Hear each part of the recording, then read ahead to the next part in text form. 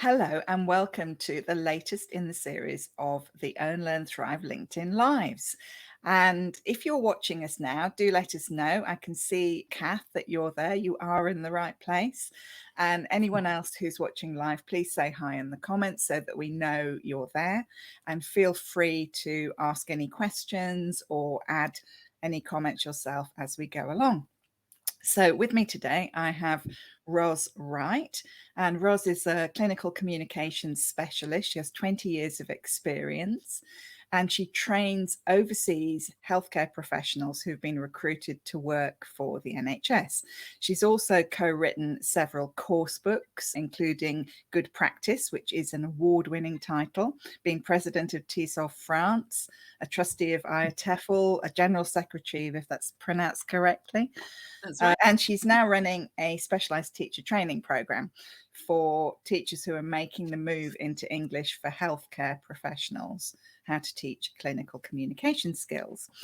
Ros, I've just given a kind of potted history, but what I'm really interested perhaps to start off with is if you could tell us a bit about how you got into teaching English for healthcare, because I think this is a relatively new field in a big way, but you've been doing it for ages. So tell us a little bit about that.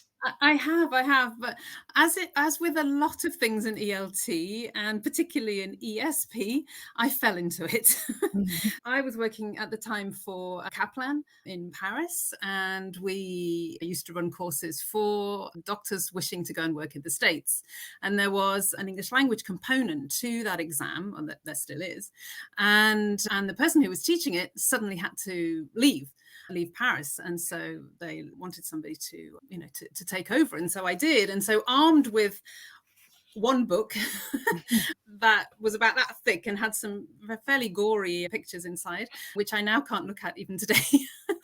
It was down to me to deliver that training, and I enjoyed it so much. I couldn't get enough of it. And when I went to do my master's, there was somebody else on the program who was interested in English for medicine and became one of my co-authors, Mari McCulloch.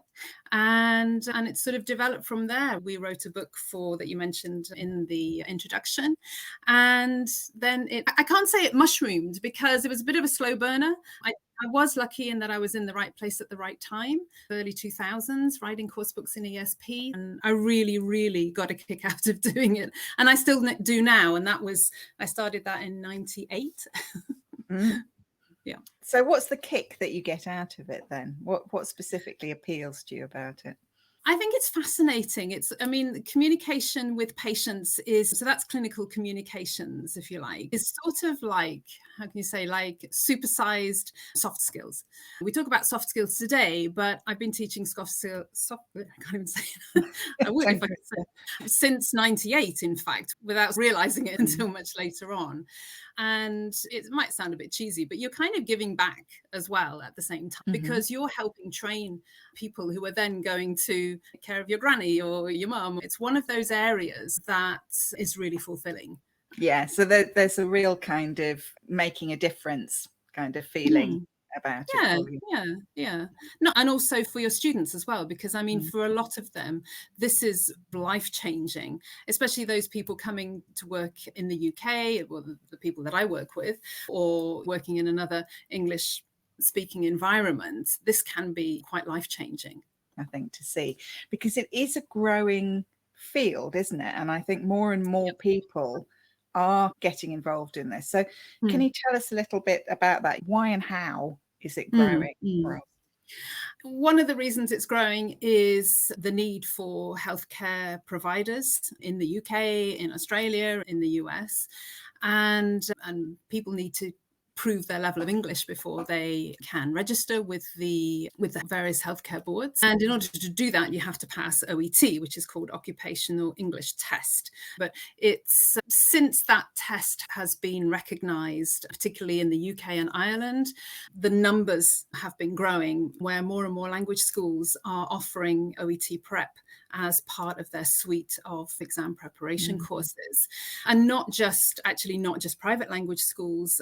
You can be training OET through further education establishments in the UK. Even some universities run OET training courses as well. So that has seen the demand enormously.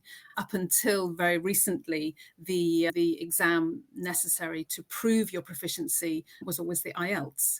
And so this has been the game changer. And it's been the game changer for all of us working already in English for healthcare, because of course, then the publishers get involved and they say, okay, well, we need a course book, or we need some self-study books or practice tests. And there's clearly, I mean, I've written books for IELTS in the past and been an IELTS examiner, and it clearly was not really a great fit, I would say, for these professionals. So I know there are things in OET that are very specifically related to how you communicate with patients and so on, that just wouldn't be covered under IELTS at all. No. I mean, talking about the history of, I don't know, environmental issues or raising the Titanic or something, it is really not that critical to the people that we work with. And the people that we work with need to be functional from day one. So you throw them into the wards, they have to be able to communicate effectively with their patients and with their colleagues as well. Obviously, the IELTS is not going to prepare them for delivering bad news, for example, for reassuring a patient, for explaining terms and conditions and treatments and those sorts of things. And the OET goes a long way, I wouldn't say it's perfect, but goes a long way towards doing that. Yeah. No, absolutely. So, Ros, you talked about how you got into teaching medical English. So presumably you don't have a medical or nursing background. Shock horror. So do you think this is important, or do you think it's an advantage, or are there other skills that are more important? Well, I can't say that it's not important. I mean, if you do have that background, absolutely fabulous. There are a couple of my colleagues. Virginia Allen is possibly the most well-known of them, who does have a nursing background and continues to do some nursing even today.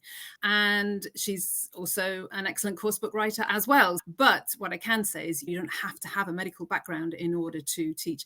Most people teaching medical English do not have a nursing or a medical background.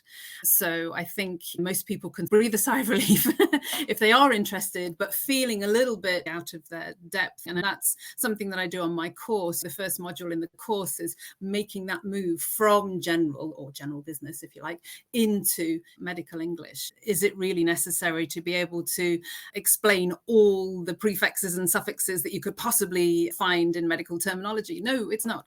Because after all, one of the main things about clinical communication skills is being able to explain things in what I call patient-friendly language. So a lot of my doctors will try and explain the ins and outs of my sciatica with all the technical terminology that I just draw a blank at, even to this day. So no, you don't. I mean, at the end of the day, clinical communications, as I said earlier, is soft skills. And that's what we're all about in English language teaching, really, especially when we're talking about professional English. And clinical communications are an enhanced version of that. And it stems from the idea of, back in the day, patient care was very much doctor-centered. And it was all about them telling us what was wrong with us and how it was going to be dealt. And we really didn't have a voice. Whereas clinical communications is about enabling the patient's voice, if you like, and ensuring that a patient-centered approach, or what we call today a person-centered approach, is facilitated at every opportunity. Most people today in the English-speaking world, at least, are looking to be more involved in their care, to have a say, to take joint decisions with the healthcare provider. And clinical communications is about enabling that. So it's initially obviously about building rapport, using active listening skills, demonstrating empathy and reassurance, involving the patient, and then, of course, obviously explaining things in a way that they are going to understand. And there's a lot of evidence to say that you can learn this, because, back in the day, they would say, oh, well, it's only nurses that need to do that because they're the only ones that talk to patients, At patients, yes. At patients, exactly. Yes. And one of the quotes I always give is by a physician physician from the 1800s who was way, way, way, way, way ahead of his game. And his name was William Osler. And he's possibly the most quoted medic in history. And one of his famous ones is the good physician treats the disease, the great physician treats the patient who has the disease. And that encapsulates, if you like, the idea, of the concept behind patient-centered approach and clinical communication skills. And the result of effective clinical communications is that the patient is more likely to adhere to the treatment. They're going to make a more rapid recovery. And also what the hospitals and trusts are all about is ensuring patient safety. So obviously, if you communicate the information in a way that the patient can understand, there's less likelihood of patient error in terms of taking medication and understanding what is involved in their treatment and care, etc. So, that's fascinating. I mean, I was first diagnosed with an autoimmune kidney disease like 20 something years ago. And so I've been going to hospital, it's fine, it's in remission, but I have to go to hospital regularly. And I've really seen a massive shift over that time in terms of the way that, I'm treated and involved and that kind of thing. So yeah, it is interesting. Well, you would have done. Yeah. Sorry, go on. No, I say you would have done. Yeah. I had an experience the other day where I went to see my GP. My GP told me I was intelligent. I thought, okay, well, that's fine. Thank you very much. And then afterwards, I went to see a consultant, and the consultant said several times during the consultation that I was intelligent. The GP was a native speaker. The consultant was a non-native speaker, but they all kept telling me I was intelligent. And I'm thinking, how patronizing is that? It's like, it's not the fact that I'm intelligent. It's the fact that as a patient, I have a right to know the information and to have as much information at my fingertips as possible. Their view was, oh, well, you're asking all these questions because you're intelligent. It's like, no, it's my right. Yeah, and your body and your health, etc. Interesting. So, I mean, do you think there's a cultural element there as well? Because you mentioned like Western Europe. So, presumably there are cultures where there is more of a top-down approach generally. There is, yes, there is. And I say, even within our own culture, some people, it tends to be a generational thing, but I can't, it's not unfair to generalize totally, but that's what it tends to be. But one of the reasons why OET is so important is that it tries to replicate the sorts of scenarios that candidates will have in the workplace. And, being able to deliver a patient-centered approach to the care that they provide is tested in OET because it is part and parcel of the care that's provided here and in the States and Australia, etc. So, I teach a lot of doctors from India. And the younger ones tend to have more of an idea about patient-centered approach than the older ones. So anyone, let's say 40 and above, are less likely to have studied anything like that in their own training. Whereas the younger ones might have done, but it might only have been a lecture on. Rather than being central.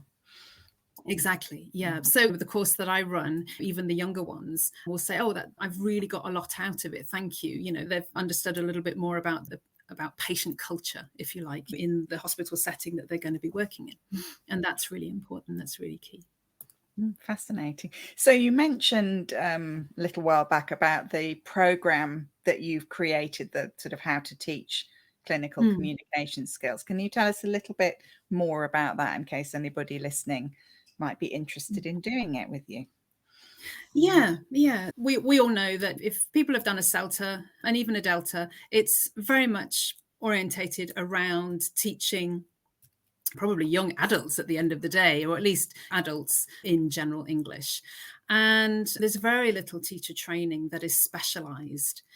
And I do think that this is an area that is severely lacking, not just in my field. There are a few courses for general business English, and I'm sure in those people can learn about teaching soft skills, etc. But there's a lot more to it when it comes to healthcare. And so the course that I teach is called How to Teach Clinical Communication Skills, which is a bit long, and I apologize, but hopefully does what it says. Yeah. on the tin. And it's divided into 3 sections. It starts by looking at clinical communications skills. And so the first 2 weeks are dedicated solely to that and developing an understanding of those skills and the rationale behind them. Mhm. And they go from learning in general about the patient-centered approach to things like negotiating treatment, gathering information, delivering bad news, that kind of thing. And then in the middle of the course, there's a section as a sort of an introduction to OET. So for those people who are not aware of OET, so we do 1 week looking at OET. It is not a full preparation on how to prepare students for OET. The OET board have their own preparation for that, and I would strongly advise people to do that. But what it doesn't have, I think, is really, it doesn't really give people a grounding in clinical communication skills. And that's what the first part of my course would do. Mhm. And then the final part, so the third part of the course, is really about materials design, but specifically in the area of developing materials for clinical communication Mm. skills. And then for those people who want for me to evaluate them, then I'm happy to do that. And I would ask people, they would submit a unit of materials for their particular target audience, and then for me to give individual feedback on that. Mm. And so that's the nuts and bolts of it. But if Yeah. anybody's interested, obviously they can get in contact. I can send them a brochure. We can have a chat. I'm very happy to do that. I'll put I mean, the link is there, I think, somewhere in the Mm. um on this Yes, it is. event, if you like, but I'll Yeah. make sure that the link's somewhere obvious. And Mm. I will be writing a newsletter kind of around this topic, so I'll pop it in there as well. If you're not signed up Great. to my newsletter yet, do that. So to kind of round things up, can you tell us anything about sort of what the future looks like going forward in terms of clinical communication skills? Because, you know, we're seeing very rapid change at the moment, aren't we, with things like Mm. AI, for Mm. example, or, Mhm, mhm. so what are your thoughts about that? Well, I'm sure that, some family doctors, GPs are fretting a little bit about that, as we are as teachers. Is some machine going to go in and start talking to my patients instead of me? But I don't think, just as the same for us as teachers, you're never going to replicate that human element, which is so vital in the field of medicine. This is a very therapeutic benefit to just chatting with your GP or chatting with the practice nurse, and that isn't going to be replaced. Obviously, it's going to have much more sort of effect in terms of AI, in terms of the sort of technical side of things. Imaging, for example, is going to become much more highly developed, and I'm sure there's going to be lots of changes in terms of how procedures are carried out and things like that. But what is changing already is the training in a lot of universities in the US particularly, and I think they do it in the UK as well, is that they use simulated patients to train clinical communication Mhm. skills. So that they consist of actors who sometimes they even specialize in a particular condition or a particular illness, and they come in and they're used in clinical communications training and examinations. Now, where AI is already coming into play is that a lot of this can be done virtually. So, that will change. But for us as teachers, we will still need to be training the clinical communication skills and ensuring that those healthcare professionals are able to give that patient a voice effectively in English. I don't think that we're going to go anywhere soon. We're still going to be here. That's what I'm saying. Yeah, Mm. no, well, I mean, obviously, I don't know much about it in terms of the medical side of things, but Mm. I think the quality of what's being produced at the moment anyway by AI is when you're talking about things like soft skills, we're nowhere near yet anyway. No, it's the nuances at the end of the day, and I think it's the subtlety of language, and obviously ever changing as well. And Mm. we can't replicate that for the moment. I really just wanted to say thank you very much, Ros, for coming and doing this live with me. Really You're welcome. interesting to hear a little bit more about it. Obviously, we've worked together, so I've heard some of this before, but I Mhm, mhm. have learned a lot that I didn't already know today. So thank you Mm, for mm. that. And it is a really fascinating area, I think. It's yeah, it really is. And I think, and one of the things I didn't mention was that the skills that you learn in clinical communications are transferable. A lot of them are transferable into the professional world anyway, Mm, active listening, empathy, reassurance, all of that stuff. But they're also transferable within the healthcare sector. So, you know, my favorite thing is veterinary practice. mm, And I did a few stints with a local veterinary practice where I just observed. And it's fascinating to see how the vets interact, obviously, with the owners. They have to be able to yeah. interact with the pets. You know, you're using the same kind of skills with the owners as you would with a patient. So it's absolutely transferable. The other thing that I'm working on at the moment is mental health. So mental health, and working something on mental health nurses. And that's super sized soft skills. So that is going to demand quite a learning process. I thought that there would be a learning process with the vets, but actually not that big. But I think with mental health, I think there will be a bit of a learning curve there. Oh, but a learning curve's a good thing, I think, isn't it? It's nice to keep learning new stuff. Keeps you on your toes. Yeah, absolutely. Okay, yeah. So Kat's saying Ros is emotionally intelligent, which could explain her expertise in this area.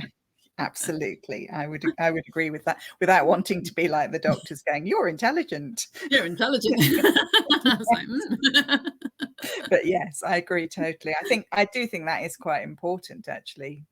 I would have thought anyway, for teaching this kind of thing, that you'd have to have that kind of ability yourself to be able to teach it to somebody else. Absolutely. But I mean, I believe that most people in our industry are capable of that. Mm. And as I say, there's a lot of it that can be transferred into professional English in general. So, you know, I think it's, yeah. Yeah, no, I I agree. Well, just I so should go on. just mention my newsletter if people are interested in. I am now offering a free monthly newsletter as well, which is great for me because it forces me, if you like, to keep abreast with changes that are happening in clinical communications, but also to share a little bit of the knowledge and also provide people with a bit of free CPD as well. Yeah. No, thank you for that. Again, the link is here in the event, and I'll make sure it's in my newsletter as well, which is a LinkedIn newsletter. So Yeah. you can sign up for that on my profile, and then do join Ros's newsletter if you're Yeah. interested in this area. So thank you very much, everybody, for attending and watching. And of course, thank you very much to Ros for spending some time chatting with us. And just remains for me to say goodbye and thank you. Thank you, Rachel. Thanks, everybody. Bye. Bye.